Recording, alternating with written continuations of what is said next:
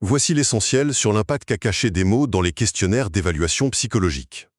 Vous savez, le chercheur Alexandre Ferron a montré avec son projet SICH que dans le domaine de l'autisme, la façon dont on vous pose une question va littéralement façonner votre réponse, et même l'image que vous avez de vous-même. Alors, premièrement, ces tests sont bourrés de biais linguistiques vraiment invisibles. En gros, l'étude a décortiqué 77 questions et a repéré des pièges récurrents. Prenez par exemple ces questions qui vous demandent si vous remarquez des détails que les autres ne voient pas. Mais comment c'est possible de le savoir? C'est une comparaison juste impossible à vérifier pour vous.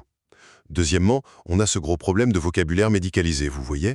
Les tests utilisent super souvent des mots hyper négatifs du genre « rater des indices » ou « avoir du mal à faire telle ou telle chose ». Au final, ça transforme un fonctionnement cognitif tout à fait valide en une sorte d'échec aux yeux de la personne qui répond. Enfin, la bonne nouvelle, c'est que la solution passe par une reformulation totalement neutre.